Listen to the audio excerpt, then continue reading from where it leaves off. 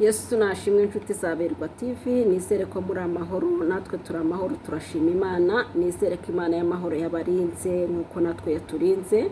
Nukuri Imana yumve ko tuyishimye yuko yaturindiye mu mpande enye z'isi zitandukanye. Nta gikuba cyacitse mu banjye, nta n'igikuba cyacitse mu nshuti za Berwa TV. Nta waciye mu gikari ngo atubwire ngo ntago bimeze neza, kandi naho bitameze neza mukomere, nibwo bumana bwayo. Ntago twayibaza ngo uragira ute, kuko niyo ifite urufunguzo rw'ubuzima. Imana yumve ko tuyishimye, none biba bitameze neza ariko ejo bikamera neza, byose nibwo bumana bwayo. Imana rero yumve ko tuyishimye kandi tubikuye n'ukuri mu ndiba z'imitima wacu. Nyemerera rero muri aka kanya mbasuhuze, ndasuhuza inshuti zanjye zose ziri mu Rwanda, inshuti zanjye ziri mu Burundi, Uganda, Tanzania, Malawi, Australia, inshuti zanjye ziri mu Bushinwa, inshuti zanjye ziri muri Congo, inshuti zanjye ziri muri Amerika, Canada, France, inshuti zanjye ziri mu Bubiligi, mu mpande enye z'isi n'ibihugu twaba tutarondoye, mwumve ko tubakunda. Inshuti zanjye ziri muri Oman, ziri Saudiya, ni ukuri. Inshuti zanjye ziri Dubai, inshuti za Berwa TV, ni ukuri mwumve ko tubashuhuje. Muri aka kanya rero nk'ibisanzwe muri gusuhuzwa na Mama Berwa, nk'uko bisanzwe. Imana y'amahoro ibishimire. Rero tugarutse n'ubundi mu ijambo ry'Imana nk'uko bisanzwe, tuje mu mwanya wo kumva ijambo ry'Imana no gusenga. Reka tubanze twiragize Imana y'amahoro. Mana, mu izina rya Yesu Kristo, turagushimye nyakubahwa abangana kuko waturindiye mu mpande enye z'isi. Icyubahiro n'ikibi cyawe mu isi no mu ijuru. Mbere yuko tugira icyo tuvugira imbere yawe, nyemerera amaraso yawe abanza tweza dutunganye, adukureho umugayo. Buri muntu wese nyakubahwa Imana ugiye kumvira ijambo, aryumvire muri wowe, nanjye ugiye kurivuga ndivugire muri wowe. Mu izina rya Yesu Kristo mbyambaje nizeye, amina. Tugiye gusoma ijambo ry'Imana dusanga muri Ezekiyeli 37, n'ubundi muri Ezekiyeli 37 n'umurongo wa 4. Ezekiyeli 37 n'umurongo wa 4. Haravuga ngo iyerekwa ry'amagufwa yumye. Ukuboko k'Uwiteka kwangezeho ansohora ndi mu mwuka, aramanura angeza mu kibaya cyari cyuzuyemo amagufwa, aranzengurukana aho yarakikije hose, maze mbona ari menshi cyane muri icyo kibaya, kandi yari yarumye rwose. Maze arambaza ati, mwana w'umuntu, mbese aya magufwa yabasha gusubirana kubaho? Ndamusubiza nti, mwami Uwiteka ni wowe ubizi.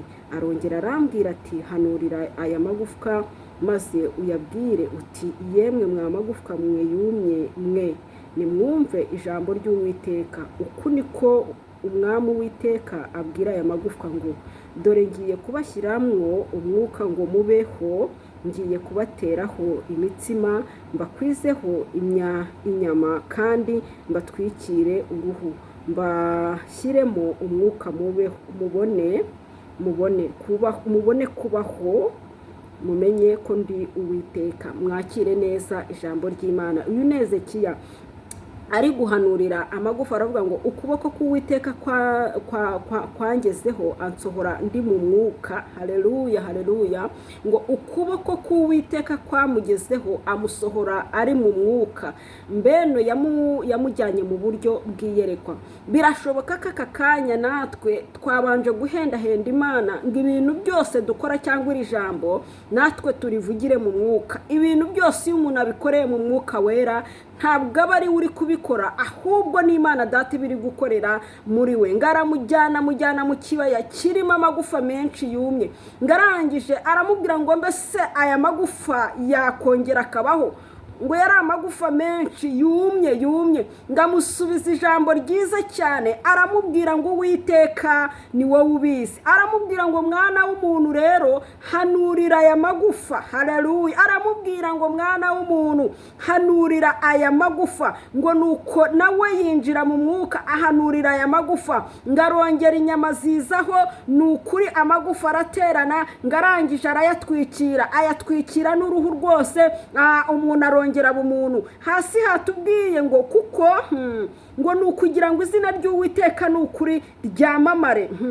mbashyiremo umwuka mubone kubaho, mumenye yuko ndi Uwiteka. Haleluya, haleluya. Yaravuze ngo mbashyiremo umwuka mubone kubaho, mumenye yuko ndi Uwiteka. Mubone kubaho, mumenye yuko ndi Uwiteka. Haleluya, haleluya. Hari ibintu bishobora kukumisha mu buryo bwose, ariko Imana yahagera yaguhembura. Imana yahagera ukamenya ko ari Uwiteka, atari imbaraga zawe. Ibyaha biruhumisha. Haleluya. Birashoboka ko wumye mu buryo bubiri, birashoboka ko wumye mu buryo bw'umwuka, biranashoboka ko wumye mu buryo bw'umubiri. Birashoboka ko wumye mu buryo butandukanye bubiri, mu buryo bw'ibifatika ntacyo ufite, ndetse no mu buryo bw'umuntu w'imbere ntacyo ufite. Ariko Uwiteka areba aya magufa yumye, harabwira umwana w'umuntu ngo hanura. Nta kindi kintu usabwa ni ukwemerera Uwiteka, ugahanurira ingingo zawe, ugahanurira ibyawe, ukabwira Uwiteka ko ari wowe ubizi, kuko wowe nta kintu na kimwe uzi. Wisanze urimo wuma, wisanze bitari kugenda neza mu buryo bw'umwuka, wisanze wanamutse, wisanze wakamutse, wisanze utakizamura isengesho ngo rizamuke, wisanze utagisengera abarwayi ngo bakire, wisanze warabaye igikatsi. Mu yandi magambo iby'umwuka biri kugenda bicogora, kuko warinjiriwe ntiwabimenya, barozi barakwinjiriye ntiwabimenya, Satani yakoresheje inzira zose ntiwabimenya.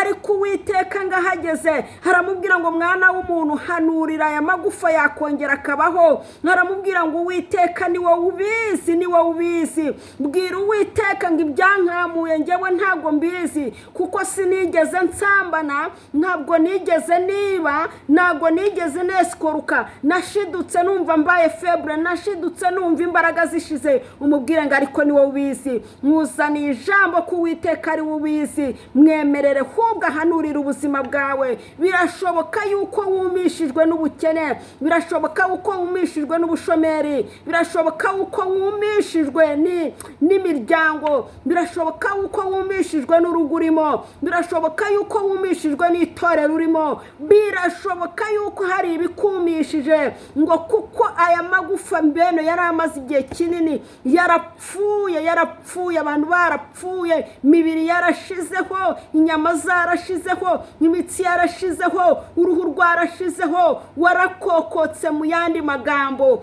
warakokotse mu buryo bw'umwuka, warakokotse mu buryo bw'umubiri, warakokotse, washizeho.